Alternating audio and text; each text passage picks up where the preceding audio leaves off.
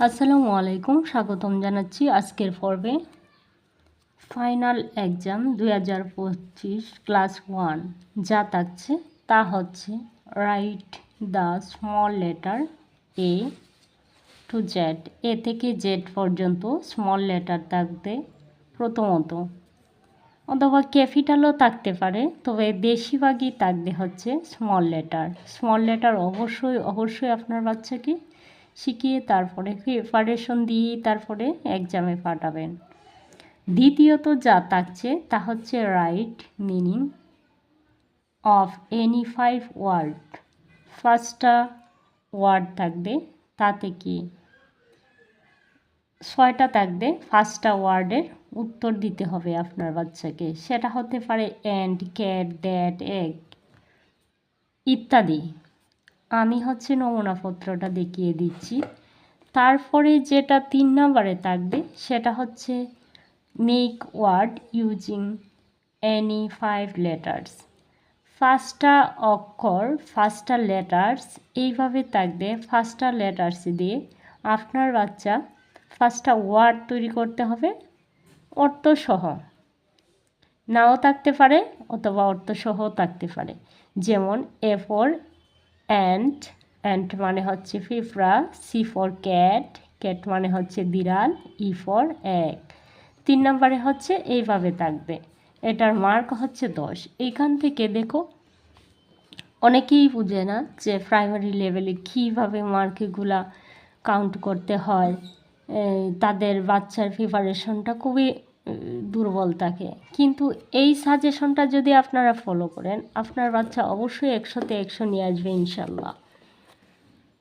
তারপরে হচ্ছে 4 নম্বরে আপনার যা থাকছে সেটা হচ্ছে রিঅ্যারেঞ্জ, যেটা হচ্ছে এলোমেলোটাকে সাজিয়ে লেখা। এই যে ওয়ার্ডগুলো শিখেছে সেখান থেকেই তাদের জন্য এলোমেলো করে আসবে। যেমন SMALL স্মল, এটাকে দেওয়া হচ্ছে SLMA।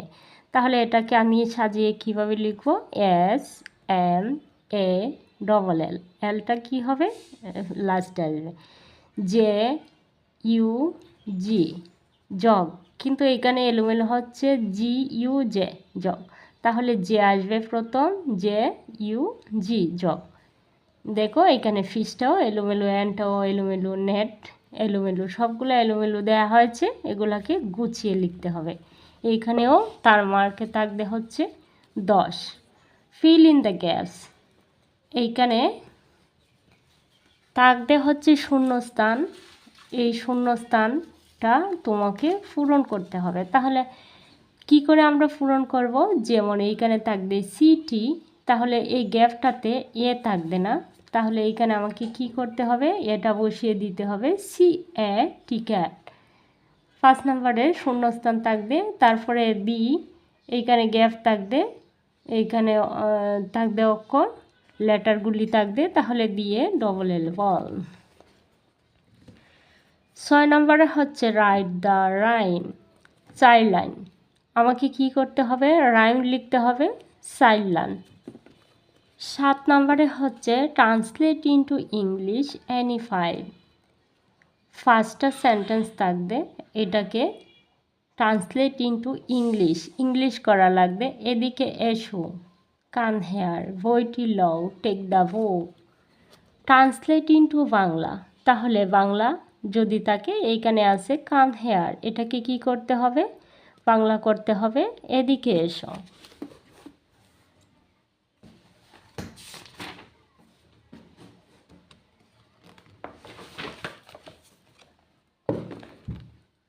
আট নম্বরে হচ্ছে answer the following question any two. যে কোনো দুইটা, ফার্স্টটাও দিতে পারে, যে কোনো দুইটাও দিতে পারে। আমি দুইটা দিলাম, এনি টু। এখানে দুইটা নমুনা যেহেতু। হোয়াট ইজ ইয়োর নেম, তাহলে এর নামটা আমাকে আনসারটা করতে হবে, my name is etcetera. How old are you, তাহলে এর আনসারটা কি হবে? বয়সটা লিখতে হবে, আই এম 10 ইয়ার্স ওল্ড। যাই হয়,